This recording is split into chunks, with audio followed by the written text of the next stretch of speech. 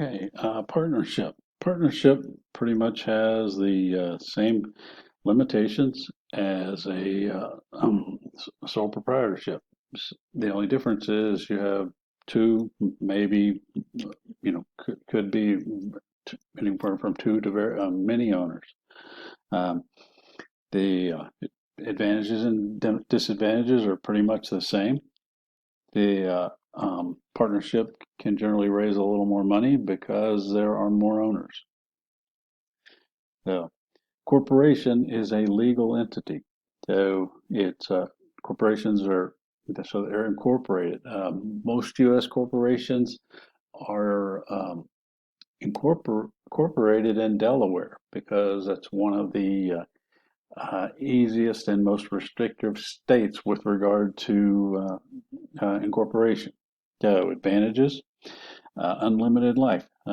Shares can be bought and sold, and ownership can be transferred easily. Uh, the limited liability. So this is the biggest one. So those owners are not liable for the actions of the corporation. So it's a very big uh, issue. It increases the value of the firm. Ease of raising capital. So, a company can corporations issue stocks, bonds, so forth. Uh, you know, and the larger the corporation, that the easier it is for them to do that. Disadvantages: uh, cost of creating report filing. The Sarbanes-Oxley is a U.S. law that applies to U.S. corporations. Is posed a significant expense to the U.S. corporate community. There was a lot of thought when Trump was elected that uh, that Sarbanes-Oxley and Dodd-Frank would be relaxed, but that has not been the case to this point.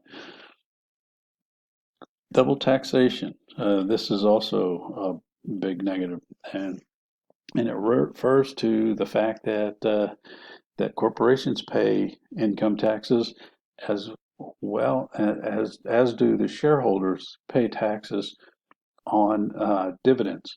The There is a exemption for other corporations that hold common stocks.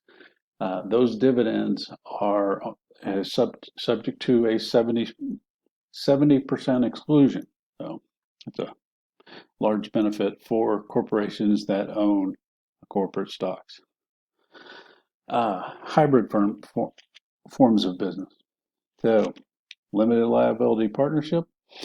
The way a limited liability partnership works is uh, you have general partners and limited partners. The general partners are at risk. The limited partners are not at risk, so they cannot be sued. The the one big thing of note here is that a limited liability partnership, unlike a corporation, it is not treated as a separate entity.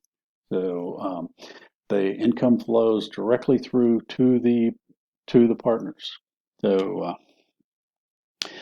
the limited liability corporation is the next one. So, limited liability corporation is much like a limited liability partnership, but it is a separate legal entity.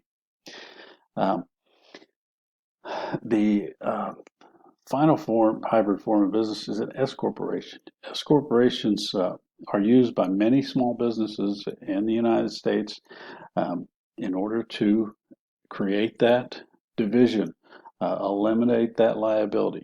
So the biggest requirement for an S corporation is that they are not allowed to have any more than 100 stockholders.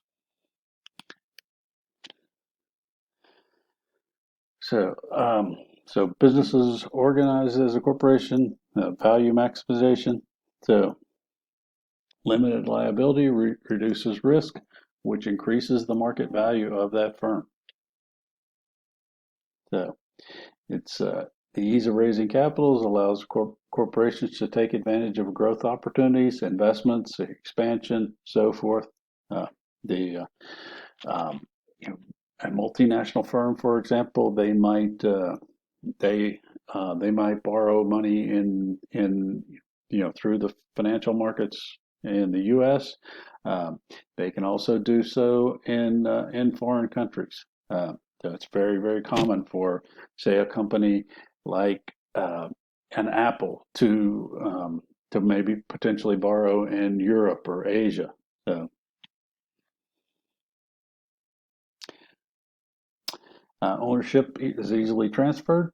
You sell stock, even for corporations that are not publicly traded. It's not as easy as, say, a publicly traded corporation, but it is much easier to sell shares of stock than it is an unincorporated corporation or, or the unincorporated business. So goals of the corporation. Primary goal of corporation has always been the maximization of stockholder or shareholder wealth. So the same idea is maximizing the stock price. Uh, the corporations impart managerial incentives, and we'll talk about the principal agent relationship here coming up in the next lecture. Social responsibility, I mentioned that recently. There's been a big push with regard to social responsibility with regard to the environment and so forth. Um, the uh, the one commentary I'll make with regard to social responsibility, the one thing that has where it has diminished is, in my opinion, is with regard to employers. It seems like there are very few firms that actually value their employees in the current environment. It seems, and there are some theories that I might talk about in the future with regard to that. Uh, so managerial actions to maximize shareholder wealth, capital structure decisions. So whether the the old decision, do we issue debt or issue bonds, or do we issue stock? We'll also talk about preferred stock later in the semester. Capital budgeting decisions. Where do we invest our money? Dividend policy decisions. This is dividend policy is important for a firm because the firm needs to um, invest in projects that are at a minimum going to maintain the value of the firm. If the returns on those projects are less than the firm's cost of capital, it'll actually reduce the value of the firm.